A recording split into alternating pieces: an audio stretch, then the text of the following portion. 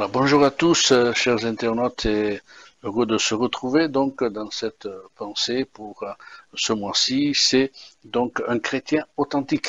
Et la pensée de cet après-midi, ce sera Christ mon modèle. Christ mon modèle. Donc, pour un démarrage à notre vie chrétienne, à notre vie avec le Seigneur, il faut commencer d'abord par, nous l'avons vu, cette rencontre avec Jésus-Christ, une rencontre déterminante qui nous amène à une véritable conversion, c'est-à-dire tourner le dos au monde pour s'engager dans les voies de Dieu. Et en premier lieu, donc, devenir un chrétien authentique, c'est faire de Jésus-Christ, donc le sauveur de nos âmes, recevoir l'assurance du pardon de nos péchés et l'assurance de la vie éternelle. Mais en suivant le Seigneur dans notre marche, nous réalisons que le Seigneur nous amène à quelque chose de plus profond et de plus fort aussi, c'est qu'il faut que Christ devienne donc le sauveur de nos âmes, mais il faut que le Seigneur aussi devienne le Seigneur de notre vie. C'est-à-dire laisser au Seigneur et au Saint-Esprit sa prédominance sur nos vies, sur nos vies. On se souvient de cette parole de Thomas, qui, rejetant donc son incrédulité devant le Christ ressuscité, va dire cette parole extraordinaire, mon Seigneur et mon Dieu.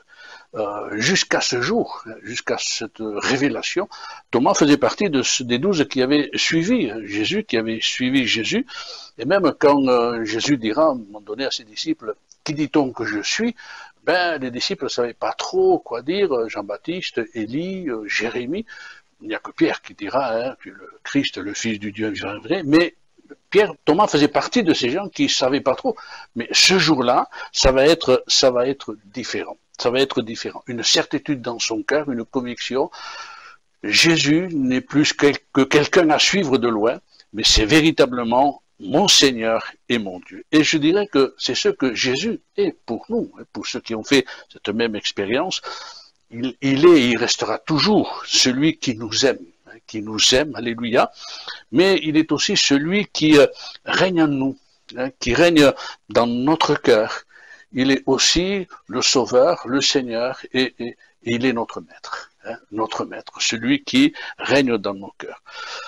Nous l'aimons en retour de son amour, alléluia, c'est ce qui fait donc qu'il est Sauveur, Maître et Seigneur, et à cause de cela, parce que nous l'aimons à cause de son amour, alors il est dans notre vie le centre de nos vies. Christ trouve sa place et il est le centre de notre vie. J'allais dire, il est notre essentiel. Il devient la pierre angulaire et le fondement, c'est-à-dire le roc sur lequel nous avons bâti notre existence sur lui. Que Dieu soit béni, que Dieu soit béni. C'est la réalité du chrétien authentique. Dans l'Antiquité, la pierre de l'angle se trouvait à l'angle de deux murs qui les unissaient. C'était, j'allais dire, l'angle visible et la pierre la plus importante des fondations de l'édifice. C'est cette pierre angulaire qui fixait le niveau, qui fixait l'angle, qui donnait les dimensions extérieures de ce même disciple. Et ça parle pour nous. Christ, la pierre angulaire de nos vies, c'est-à-dire que c'est sur lui que nous allons, faire fonder notre maison, notre vie. Voilà pourquoi, en faisant de Christ la pierre angulaire, du chrétien, tous nos centres d'intérêt, tous nos désirs, tous nos sentiments, toutes nos motivations, tout notre amour se portent vers lui seul, aimant ce qu'il aime, et allant jusqu'à haïr, ce qu'il rejette. Ça, c'est Christ, notre Sauveur, la pierre angulaire de notre vie. Mais il est aussi notre Seigneur et Maître. C'est-à-dire que nous nous engageons dans une marche à sa suite. Et nous engageons dans une vie aussi de douce soumission et de douce obéissance. D'ailleurs, Jésus dira que son joug est doux et léger. Une obéissance et une soumission qui ne pèse pas sur nous, mais qui au contraire nous élève plus vers le Seigneur, à sa parole et à sa volonté. D'ailleurs, on se souvient de cette parole où Jésus dira, c'est pas ce qui dit Seigneur, Seigneur, il dira, mais seulement celui-là seul qui fait la volonté de mon Père. On se rappelle de cette expérience de Saul de Tarse, qui deviendra plus tard l'apôtre Paul, tombant, j'allais dire, de la hauteur de tout ce qu'il pensait être, hein, tout ce qu'il pensait être devant la révélation du Sauveur qu'il combattait par sa vie, par sa haine des chrétiens, bien lorsqu'il va tomber au pied du Seigneur, devant la révélation du Christ, va dire de suite cette parole, parce qu'il a tout compris en un instant, Sauveur, Seigneur et Maître maintenant dans sa vie, il dira, Seigneur, que veux-tu que je fasse? Il soumet sa vie à la volonté de Christ. En fin de compte, chers amis, qu'est-ce qu'un chrétien authentique? Le chrétien authentique, le disciple, le témoin, appelons-le comme la parole l'enseigne, est quelqu'un qui ne s'appartient plus. Et quelqu'un qui ne s'appartient plus, mais qui appartient au Seigneur Jésus-Christ. Ses libertés, il les abandonne pour entrer dans la liberté de l'Évangile, dans une soumission au Seigneur Jésus. On ne s'appartient plus, on appartient à Jésus-Christ qui nous a sauvés.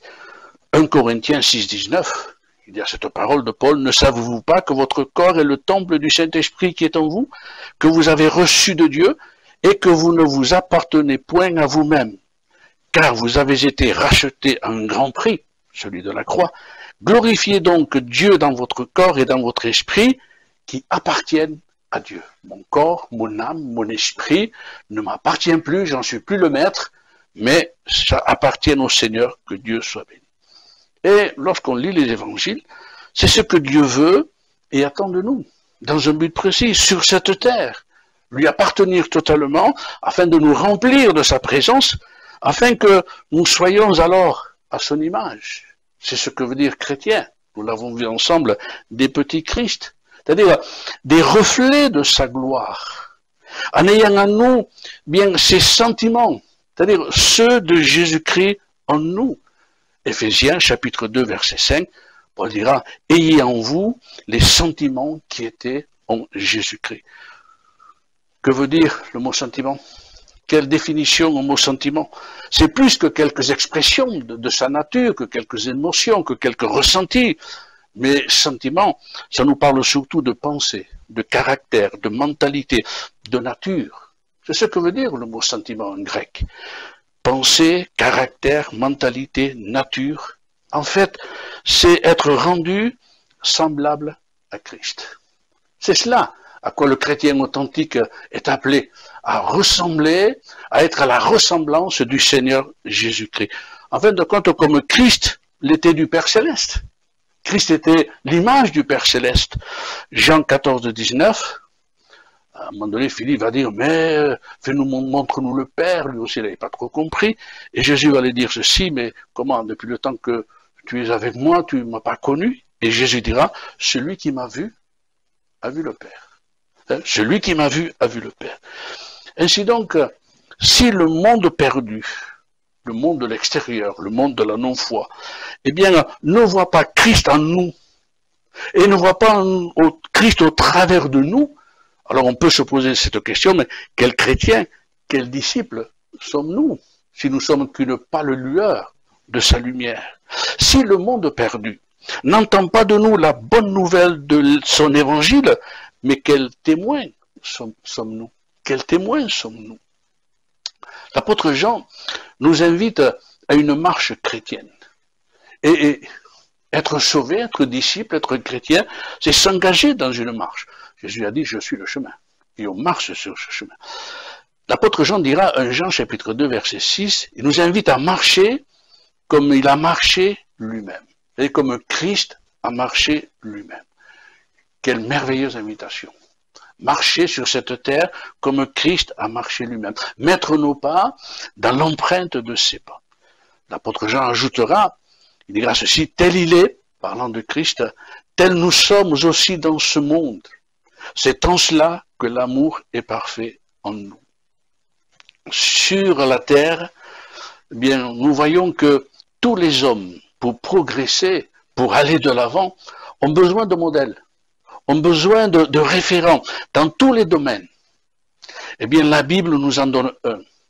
Celui qu'il est comme ce modèle par excellence.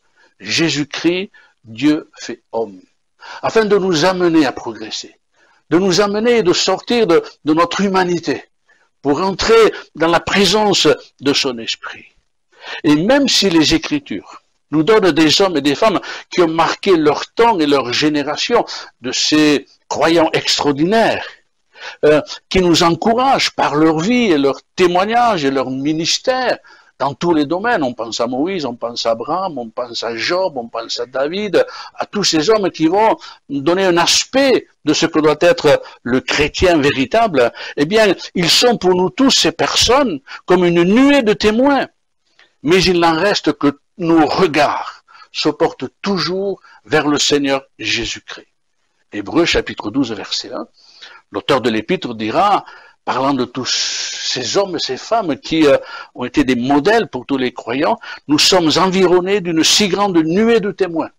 Et puis, quelques versets plus loin, il est dit, courons avec persévérance dans la carrière qui nous est ouverte, ayant les regards fixés sur Jésus. L'apôtre Paul fait partie de cette nuée et il nous délivre son secret.